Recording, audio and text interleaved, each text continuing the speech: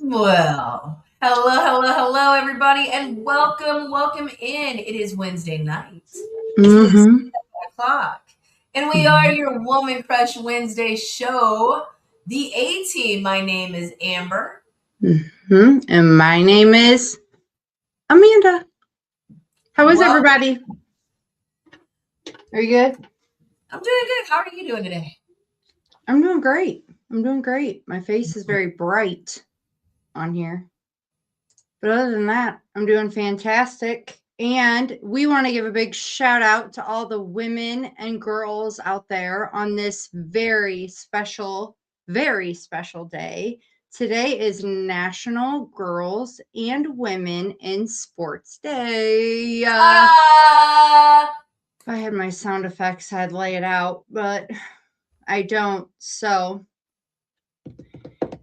in the famous words of Mad Dog Russo, strike me down.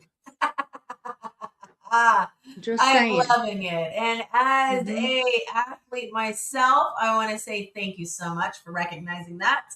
Mm-hmm. And I want to say happy Women's Sports Day to all of the Mm-hmm. other women and young girls that dare to dream and have Mm-hmm. their own space in women's sports. Mm-hmm. We've got gold Olympic medalists. We've got national champions, state champions, district champions, and even us moms that are reliving our glory days on the softball Mm-hmm. field or the volleyball court, basketball court, or even the women breaking the glass ceilings playing professional football. Thank you Mm-hmm. so much for everything that you do and paving the way for future generations of women and girls in athletics. So thank you. Mm-hmm. Amber, did you play sports when I you were did. younger? I Mm-hmm. did. I And what did did you play? track, volleyball, basketball, cross country, soccer, golf, football, and if you want to count ROTC as a sport, you can. I Mm-hmm. also know that band is a sport in some places. Mm. So, yeah, Okay. lots of sports. What about Well, you? if band is a sport in some places, I definitely did that. And I also played softball when I was younger. My dad, oh, he wouldn't like me if I said this, but my dad was my coach.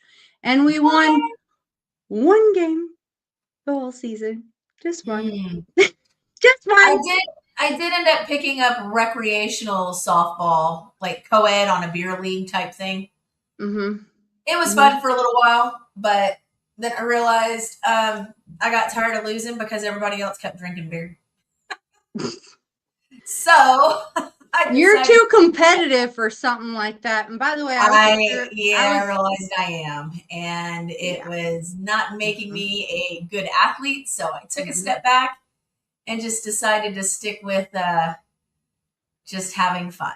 So now it's tossing the football with the kids and playing kickball Mm-hmm. with the grandkids and being athletic in that capacity. Mm-hmm. And also to all those naysayers out there that say cheerleading's not a sport, it is. This girl right here, yours truly, was a cheerleader in high school too. So, mhm. Okay, I just did, fine. the jack of all trades. Just I'll a sprinkle confess. of this and a sprinkle of that. It's always just. I was Oh, also on the cheer squad, but not as a cheerleader. what? What were you? I was a mascot. That's a sport. I'm not kidding. You sit in that That is a Texas sport. heat wearing a giant bear costume. Tell me if you're not athletic. Mm-hmm. Mm-hmm. Yeah, in all seriousness, though, How bad there did you are sweat? athletes. Oh man, it was Mm-hmm. bad. Mm-hmm. Like It a was really bad. dog. It's like Like band. a dog in heat, boy. That's how you were, Mhm. weren't you? Really bad, really bad. So But Amber, no, let's get into it. We had the meet and greets were We this did. last weekend. Why don't you kick us off with telling us how your meet and greet in Houston went? So the meet and greet that I went to was the one in Houston, Texas for the Houston Gamblers. We got to see some wonderful players, including Mr. John Trey Kirkland, who is back, baby. Baby face. His UFL debut with the Houston Roughnecks. Then went to the UFL for the Saints in New Orleans. Came back down to the UFL last season as a Brahma and has finally returned back to where it all started now as a gambler. He is a great wide receiver. I'm looking forward to seeing what he's got to offer. We also got to meet the coach, Coach Sumlin, former Aggie coach, is now the head coach for the Houston Gamblers. It was amazing. The town hall was phenomenal. Mr. Russ Brandon, right? I'm saying that right? Yep. He was there in attendance as well, answered some pretty powerful questions, and I am looking forward to the product that they are offering this year. I do know that the Gamblers signed a 3-year deal with Shell Stadium. So, fingers crossed, it was a positive note that UFL is going to be here for at least a few more years. And that the Gamblers will be here. So I'm urging all UFL fans, foreign and domestic, to get in there and get some tickets, because today, folks, today is the last day to get those tickets without the tax and fees and all of that stuff, right? Maybe the tax is in there. You know, you can't beat Uncle Sam. But the fees, the processing fees, are non-existent. So get your tickets while you can for any games that you plan to travel to. I know that we'll be going up for the season opener, which will be on the 27th of March in Dallas, or Dallas adjacent. We'll see. It will be the Houston Gamblers against the Dallas Renegades. It is the takedown for Texas. So we'll see how that goes. But yeah, no, the town hall was phenomenal. The food was good. There was a lot of people there. Or the 28th. Why do I keep saying the 27th? It's the 28th. Lucy. I know, right? I've got 27 stuck in my head for some reason. It's the 28th. Anywho, they had DJ there. They had a spot where people could do promos, and you had the ability to cheer on your gamblers, so they'll be able to use you on their social media, as well as any potential commercials or any billboards that may pop up. Fingers crossed. We'll see. There was a lot of photos to be taken by Joker Wild, by the Predator couple, by a couple of the other. We had Captain Gambler there, who was formerly known as Captain Brahma. So he is a superfan transplant from San Antonio and has been welcomed with open arms into the Gambler Nation. So we're looking forward to seeing him along with all the other Gambler superfans. It was a great turnout. Lots of kids there, lots of fun little giveaways, autographs, and pictures to be had. And yeah, it was a blast. Got to check out the new stadium and the new seats and listen to what they plan, you know. Community outreach was a question that I had asked, and we're looking forward to seeing more community outreach from the teams. So I'm hoping to see that with some of the other teams as well. So I want to ask you, how does it make you feel knowing that Houston will be back for, 3 more years? How does that make you feel with the fact that we've had an inconsistent Houston situation? How are It's you been feeling? inconsistent. Yeah. Ever since 2020, it's been very, very inconsistent. You know, we went from TDECU, which was the U of H college campus stadium, to Rice University Stadium, back to TDECU. When XFL merged with USFL and the UFL was founded, We had to fight to keep the Houston Roughnecks name, only to find out that it got changed in the long run. So I can't be too angry about it. The sting of it is worn off. We're looking forward to it. The players are the reason that we're staying. And I'm kind of relieved. I'm hoping that, tickets are sold, viewership goes up, butts get into seats because, I mean, the bottom line is the dollar, guys. So if you want spring football to stay, come out and watch these young athletes play.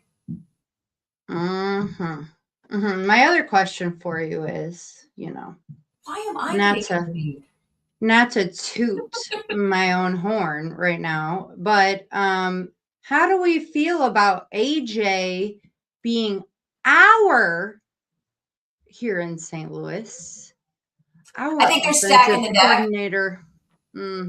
I think they're stacking the deck. Not gonna lie, I think they're stacking the deck because that's where the highest population is. I know that with Kansas City Chiefs are leaving. Yeah. So the only football team now is the Battlehawks. And I got a feeling that they're going to pull a lot of fandom from the NFL into the UFL in that part of the country. So, of course, they're going to stack the deck to make the Battlehawks look that much bigger and better because it's their golden goose right now. Is that your little pun you have to say over there in Houston? I'm going to stacking my deck over there. Instead of calling you Battlehawks, we're calling you the Golden Goose.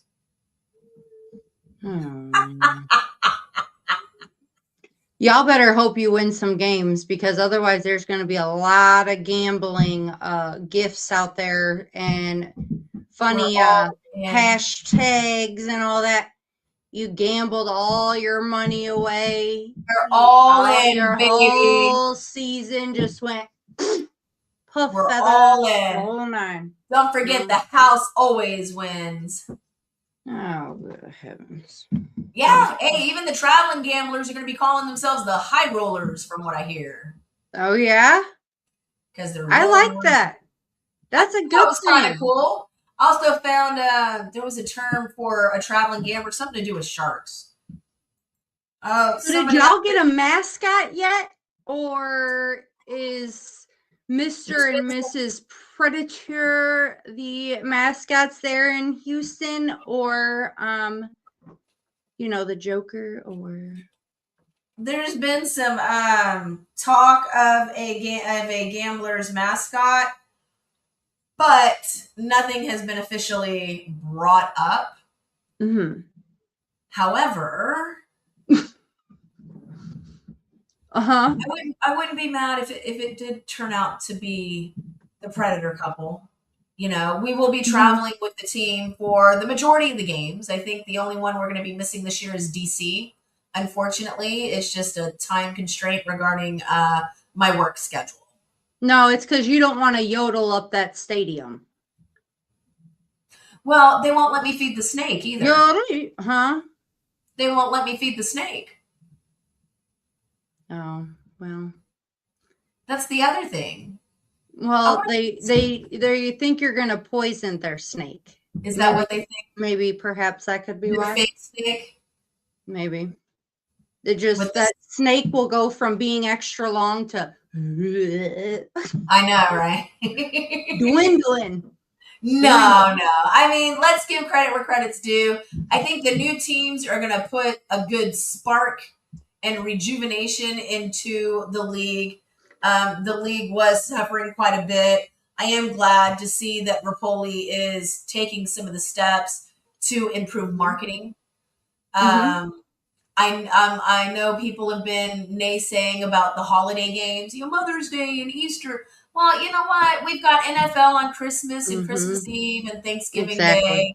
So, it's without reason, okay? But they have accommodated the fans by making them later games, especially for Easter. I saw the Easter game was 5 p.m. So, you can't complain too much when they are making the compromise.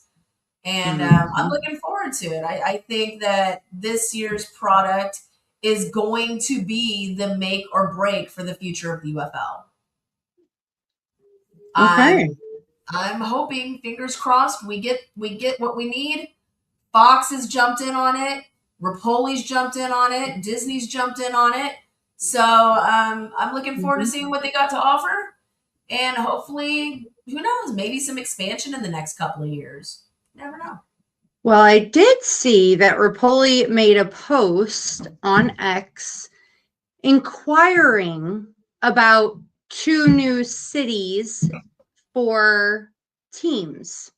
Do you have any ideas nor speculations or that were So it?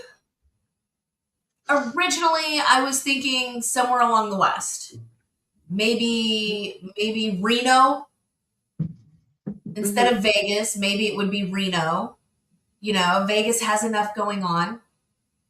And Reno would probably be the more affordable option. But then I'm like, okay, so where are some of the MLS Really though? games? Really though? I Really also though? thought Does maybe they'll Vegas bring have back. too does Vegas really have too much going on? Or was Well, it just perhaps where they were located when they were there before?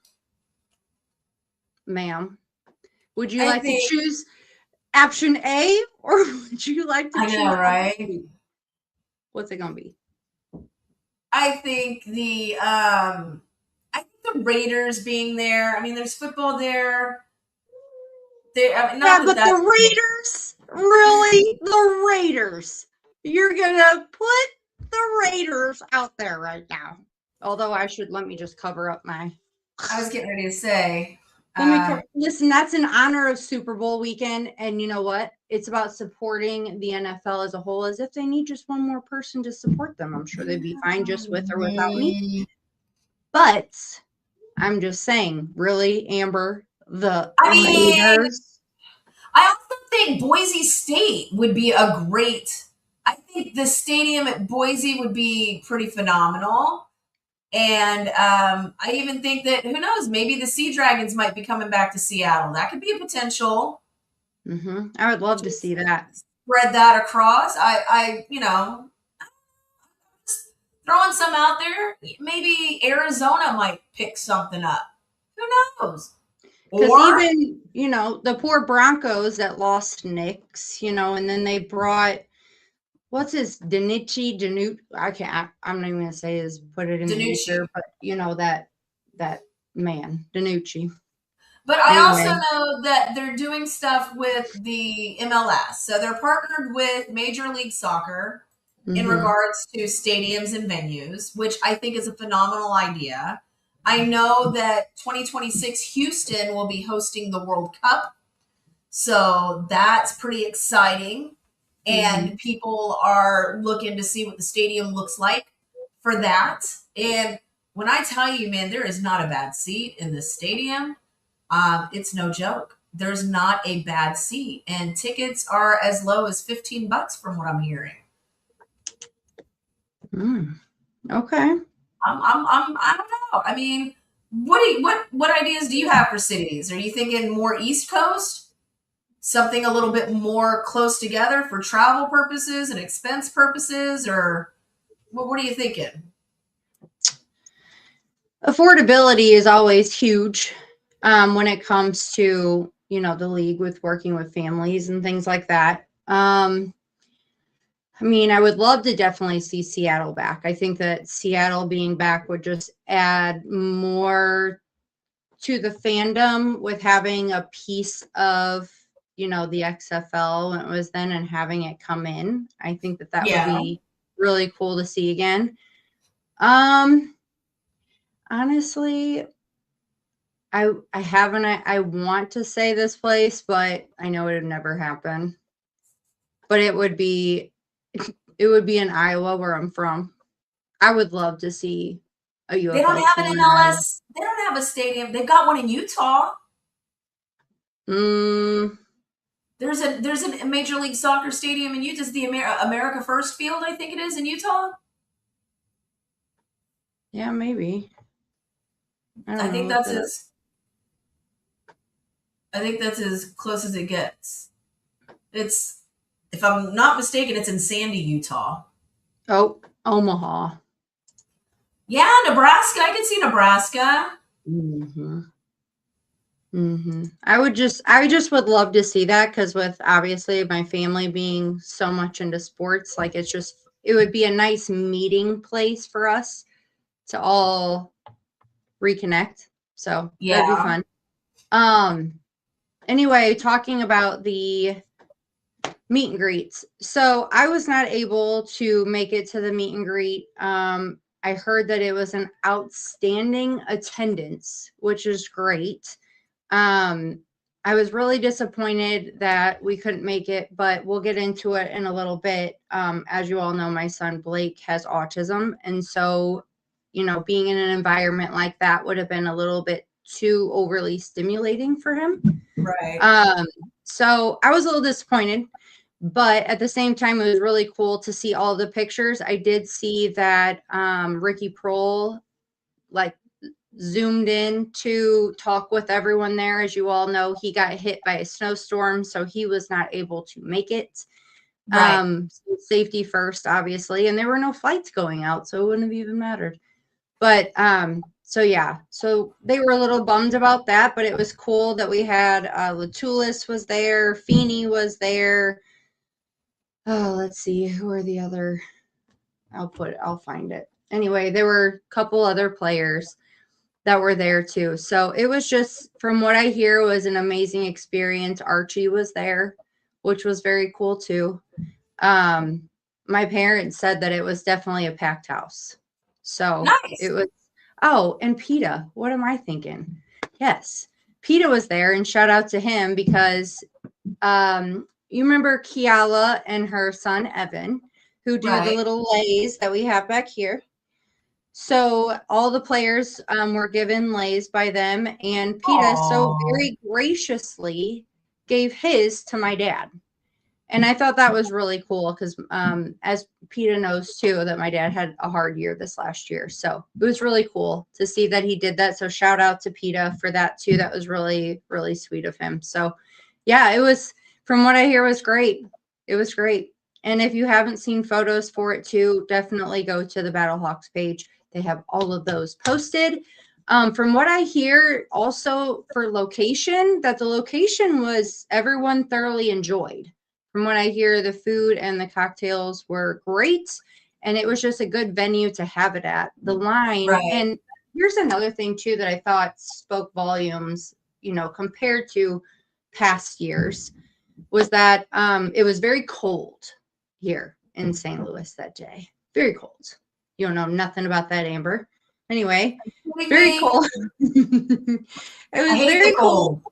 And the staff very graciously told everyone, even earlier before the event was getting ready to start, that they were going to open the doors about 30 minutes, 20 minutes early so that everyone could come in and line up so that they could get out of the cold. I thought that was great because there Nice. have been past seasons where it was a torrential downpour and everyone's outside literally with umbrellas. So Yeah. it was very cool that they did that. Just, that little bit, I know that that sounds ridiculous as a point to bring up, but with me being a hairstylist and in the customer service industry, doing little things like that go a long way with gaining trust with fan bases. So I think that that was really cool to see too. So, yeah, yeah. Yeah, it is the little things. Mhm. Being the fan experiences, being able to do the meet and greets with the players, seeing the Mhm. promos being put up, and the on the field experiences, all of these little things that get sprinkled on is Mhm. what makes the UFL really stand out. You know what I mean? And Mhm. and I personally love to see it happen. I'm hoping that they're listening to the fans more this year. I think they are because the community outreach is definitely a positive thing that I would love to see. Mhm. And it kind of ties into the next thing that I would like to bring up, which Okay. is a hashtag that I created for you and your Mm, son okay. called Blake Space. Mhm. Okay. So my pal Blake, Amanda's son, we all know she's very passionate about autism speaks and very passionate in defending those with autism. And her bright, wonderful genius idea is to get spaces for families that have children with special needs in order to give them an area that they can go in case things get too overwhelming and too overloaded with sensory issues. And believe it or not, I'm all for it. I think it's a beautiful idea. Some places do have it, some places are working on getting it, and we're going to start spreading the awareness. With that being said, Amanda, tell us a little bit more. Okay, so I'm going to start off too by being a little vulnerable and say a few things that I have not been mentioning or had mentioned on here at all. As you all know, my son Blake was diagnosed with autism at 1.5 years. He also, when he was about 7 and 8, he got very sick. And no one, unfortunately, in Missouri at certain hospitals could seem to figure out what was going on. So my dad and I took the lonely road to Cincinnati and met a very, very amazing doctor. His name is Dr. Call. And you know how I said sometimes just go up and say hi to somebody and tell them your name because they'll never forget who you are and do something special for them? That's kind of the situation. Dr. Call is a man that I will forever cherish in my life. I'll forever appreciate because he was able to find out what was causing Blake's illness. Blake has a GI issue where he couldn't go like you and I, essentially. And his colon did not like to contract.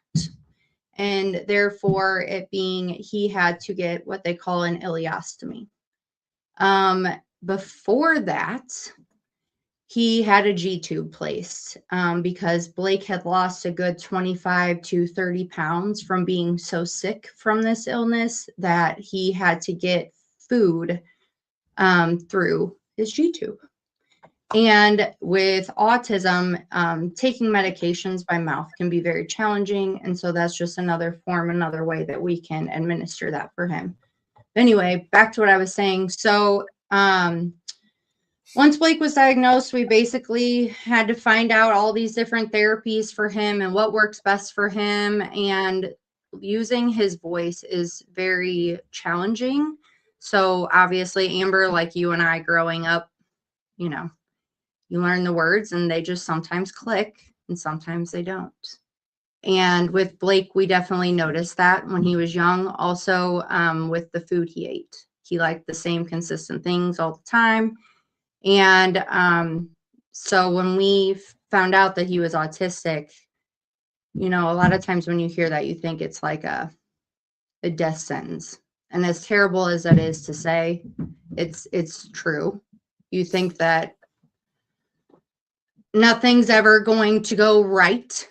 You think that your child's automatically going to be known as that different child or weird. But in my eyes, weird is, I like weird. Anyway. Yeah, you do. You love me.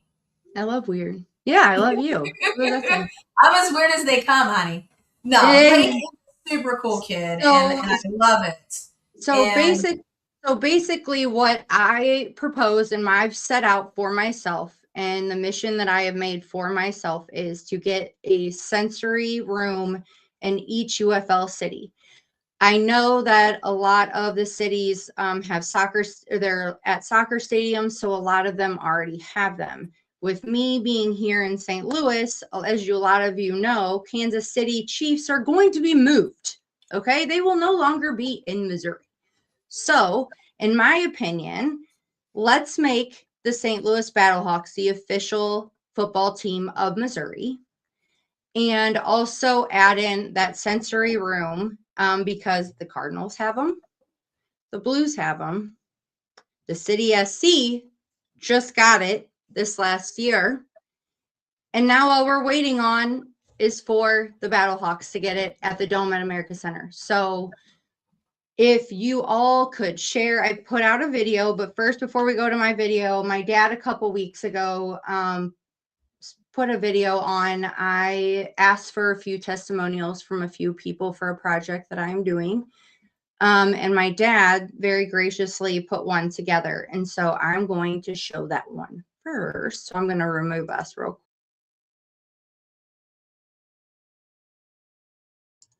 Okay, bear with me. Hold on. Okay. And play. Hi, my name's Ed Ployer. I am a grandparent of 6 awesome grandkids. The second oldest boy is Blake, daughter of Amanda. Football's always played a very important role in our family, and that includes Amanda. We've been season ticket holders with the Battlehawks since inception in 2020. Blake was diagnosed with autism early on. Very special kid. All kids with autism are special kids. You just have to learn how to live life a little differently with them. Amanda has been pretty consistent of always wanting to be at every Battlehawk home game, but she's always had that apprehension because of, Blake can have sensory of loud noise. So she's always been apprehensive of bringing him to the games. What a safe space sensory room would do for kids with autism, and not only parents, it would give them the opportunity to at least give it a try. Let them live life like normal kids. And if it doesn't work out, well, then there's a place they can go. But at least you can have the confidence of taking the kids to the games and just seeing how it goes. And if it doesn't go the way you'd like it, then you have an alternative. But a safe space sensory room for autistic kids would be good for the league. It would be great for the fans, and it would be awesome, totally awesome for grandkids, especially Blake, for us. But kids throughout the league, I think it's something that we need at the Battle Dome, and I think it's something that the UFL needs to embrace league-wide. I'm really hopeful that it's something that we can get put in place, and we as a total family can go enjoy the Battlehawks in the 2026 season.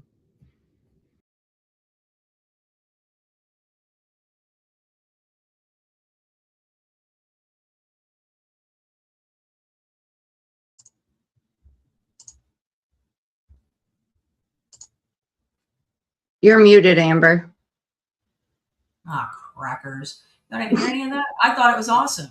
There are places and organizations like the culturecity.org, KULTURE city.org, is working closely with these MLS stadiums to create sensory rooms as well as sensory bags. Some of these bags will include headphones, a fidget mesh, maybe a fidget ball, or some sort of a little tangle toy that they can do to ensure that they have those. I know the Dynamo, which is the Shell Stadium for Houston, the Dynamo and the Dash, the MLS teams, they have a sensory room in section 220. And then they have the bags that you can check out at guest services in section 118. So I'm sure that they're going to have those available during the UFL games. Don't quote me on it. I will find out on game 1 and let you guys know. But usually when the stadium is open, those spaces are open and available as well. And I know that they work with the MLS stadiums, so I'm looking forward to seeing what other stadiums have it. And I'm just saying, guys, let's get behind this. Y'all can find the video that Amanda's getting ready to show you guys on our page Mhm. on Facebook with the hashtag Blake Space, because that's the goal. Let's see what we got here. Okay, bear with me because this mouse is like. Blame the mouse, huh? Blame the mouse. Oh no, this is the mouse. Let's do it. Okay, here we go.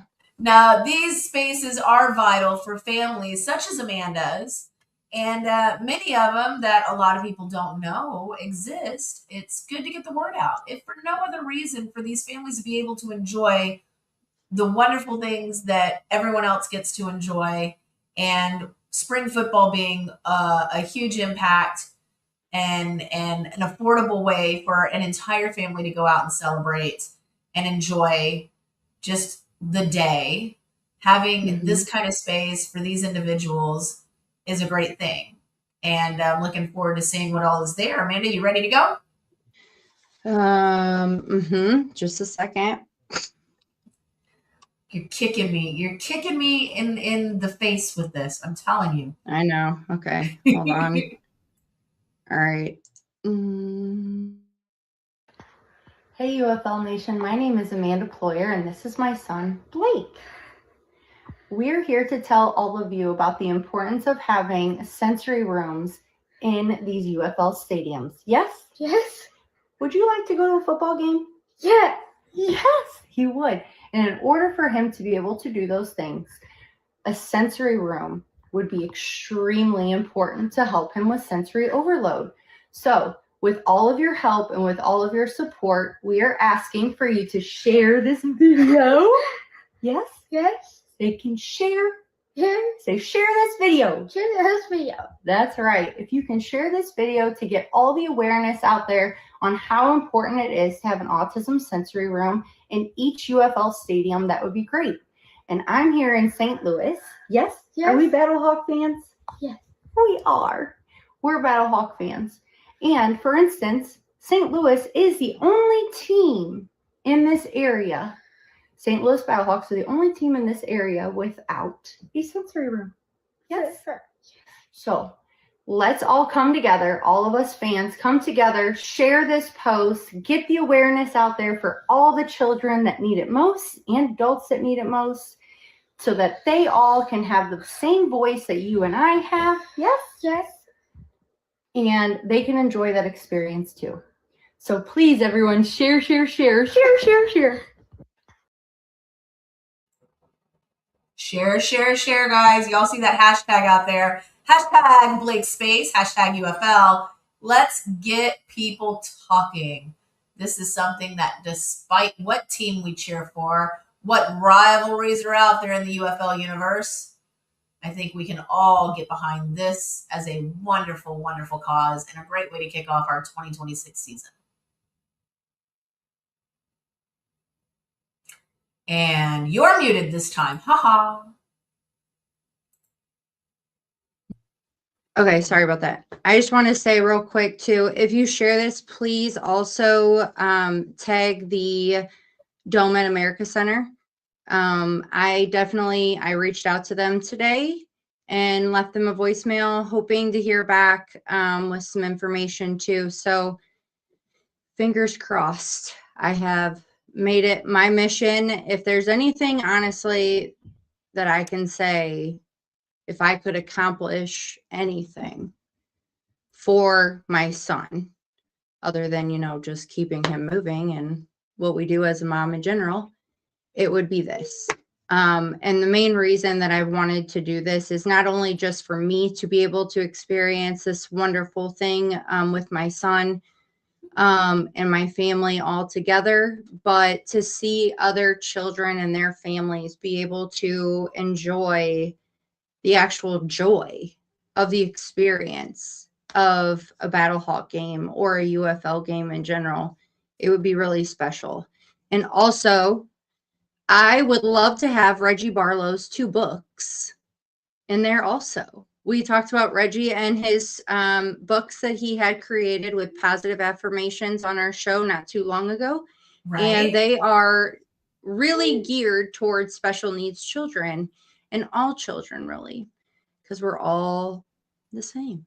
So I would love to have his books in the rooms too. If you've not seen City SC's new sensory stadium, sensory room, definitely go check that out. It is pretty impressive and very cool. So thank you, everyone. Honestly, I just want to say thank you so much to everyone for all your support and helping me to make this happen. So let's just keep sharing. Share. And anyone out there that knows anyone that works at the Dome and America Center, it's just sometimes it's good to know someone that knows someone that knows someone. So if anyone out there knows someone that works there, please reach out to me. That would be extremely helpful. So let's make this happen. Hashtag Blake Space.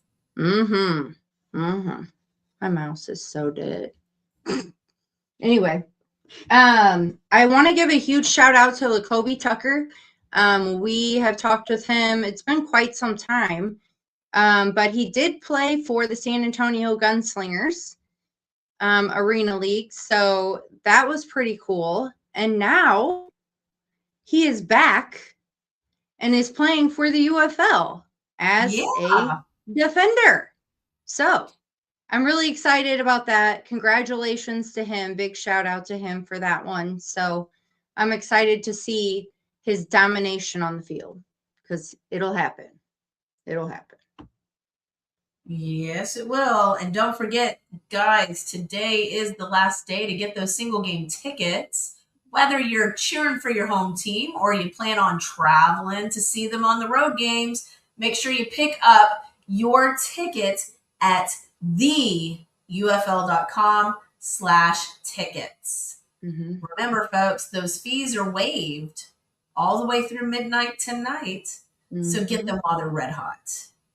And also, I just want to say this real quick. As far as to all the naysayers out there, right? Amber, have you ever ordered something and it's came to you maybe missized? Maybe something on it was not quite right for the broad shoulders. So usually when I order anything and they say go by the measurements, I tend to go a size up. And even still, sometimes it might be too tight in the shoulders. I've had that happen. Why? Why are you bringing this one up? Well, because not too long ago, there was a fan that had ordered something that was actually a sign about fan parking, but it was for the Orlando team. But at the very bottom, it said for Battlehawks or go Battlehawks. What? Okay, so I just want to put this out there. We've all ordered something at some point in time that when we've gotten it, it's not been right. Okay, wrong size, and maybe has a hole in it, the seams are off, whatever. Get over it. Get a new one. They'll send you a new one. Rapoli made a post not too long ago on X basically stating the fact that if something happens like that, the league is taking full responsibility. Just reach out to them and they will send you a new one. Listen, everybody, it's easy to, I'm just going to use the word, it's easy to bitch. It really is. But let's just all focus a little bit more on the joy in life than the first world problem. Than the woes in life. Yes. First world problem. And the reason I've got March 27th stuck in my head, guys, is because that is the official opening game, but it's not the same date as the takedown of Texas. You seriously had to. It's when the UFL champions are going to be facing off one of the rookie teams in the Stallions versus the Kings on the 27th. Facts. And just so y'all know, when it comes to like collectibles and little doodads and little thingamabobbers and doohickeys and stuff like that, coins, stamps, all that kind of stuff, misprints and mess ups tend to gain value as the years go by. I will tell you right now, my husband is very proud of a particular Star Wars still in the box of a phaser. Instead of a lightsaber, it said phaser, because they were doing Star Trek and Star Wars at the same time, and that was a misprint. It's actually worth some pretty pennies right now. Just saying, keep those little collector items for later on. If the league takes off, you got a piece of history. Listen, and I always feel like sometimes, even when I buy the merch and it's right, that I want to tell everybody that it's wrong. Like this one right here, I would love to be able to cover it up and say I'm going for, this was supposed to be a Lakers or something. This was supposed to be a Lakers jacket, not a Viking jacket. Trust me. At some point, we all wish whatever team we're wearing, we weren't wearing it. So yeah. If it was a bad game and it was really that bad. So let's just all cut them some slack and grace. I have to say, Rapoli has definitely turned things around in a very, very positive direction. I did see a photo that he just posted of all the coaches, Russ Brandon and Dean Blandino.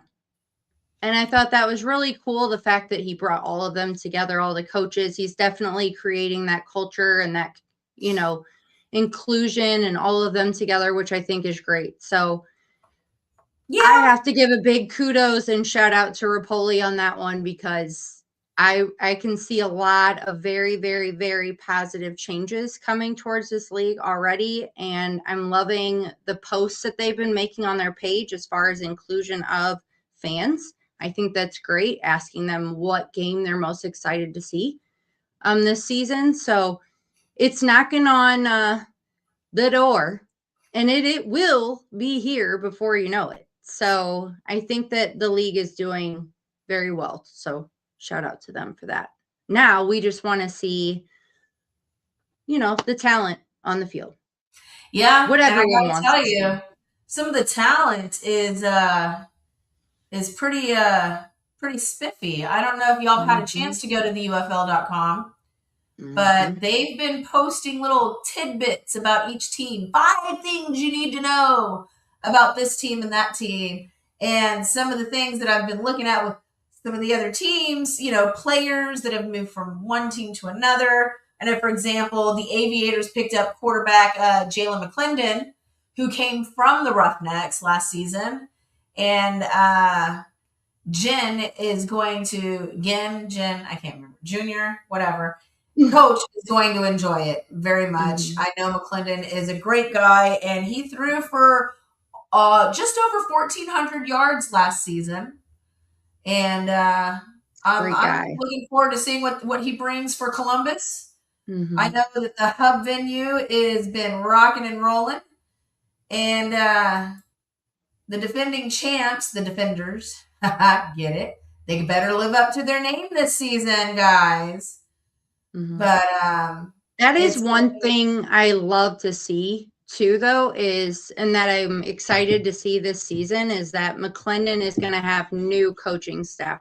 And I'm excited to see when these players go to a different team with new coaches, new outlook on everything, basically clean slate, just have them restart again. And I'm excited to see what happens for him this year. Because I think this could be great. So the one I'm interested in is Harris, the head coach that ended up being the interim head coach for the Defenders. He has been named officially the head coach, and very, very well deserved. After winning Coach of the Year last season, I think that it was only fitting that he is officially named head coach. So I'm loving to see that. I'm looking forward to the sophomore year that Coach Harris has for the Defenders. And shout out to Harris too. He's a great guy. I also want to say this real quick before we go, is that I have noticed that in St. Louis here, the Olympics will be coming in 2028, something like that. I did see Summer Games. And so the reason I am bringing that up is because the Dome at America Center could be used for those types of things. Yes? Oh, yeah. And I think that, with these renovations that they're wanting to make at the Dome that they have said earlier, I'm wondering if and when those will go in effect with the UFL season and with that We'll see. happening. So I'm excited to see that. But before I have you sign us off, thank you again, everyone. I really appreciate your support, truly from the bottom of my heart. I already did all my ugly cry and all that, tearing and all that blubbering earlier Told her she today. wasn't allowed to do it. If That's she why I started didn't do crying. it today. That's why I didn't do it today. I told you guys. I was like, And who are you picking? Man. I'm gonna have my faith in Darnold this weekend. No. Uh-huh. No. I'm Hey, not watching Darnold. Yep. It's a Darnold kind of weekend. I'm not watching it. Given all the hoopla regarding the halftime show, I'm saying no thank you. I'm done. I'm not watching it. Good to go. I'll catch all the commercials after the game on YouTube or whatever. Y'all enjoy Super Bowl weekend. What do you think the score is going to be? Who do you think is going to win it? Oh, I already know who's going to win it. Oh, you know who's it's going to be It's going to be the Seahawks. Yeah, the Aquacocks. I just the Patriots just have not been very consistent, and my only thing is that Darnold better not start out that game with those interceptions. You don't he want to starts out that game with interceptions, it's going from here to down the drain. I know. I mean, you know what? I'll take the Patriots. I'll say the Patriots will get it 31-24. It's going to be close. I say at least a game by a field goal. It'll be at least by a field goal, even maybe by a safety. Maybe. Even maybe by a safety. A safety at the Super Bowl? Are you kidding me? Oh, hey. It can happen. It can happen. In football, anything is possible. Look at my team right here. That miracle catch with Case Keenum. Did we really think that was going to happen? No. Case Keenum was an Aggie. Listen, I take anybody over JJ McCarthy right now, but that's a whole different show. And I'm going to have you take us out. Well, ladies and gentlemen, thank you so much for joining us here on the A-Team. We are looking forward to seeing you guys the same time, the same day next week. We'll be your Woman Crush Wednesday at 7 p.m. We'll catch you guys again. Until then, share that video that you see, hashtag it Blake Space, and reach out to all the venues and see if they do have a sensory space. Let us know if yours does not, so we can put them on our sensory to-do list and hopefully get something going. Until then, guys, my name is Amber. And I am Amanda. And we'll see you all next week. Darnold.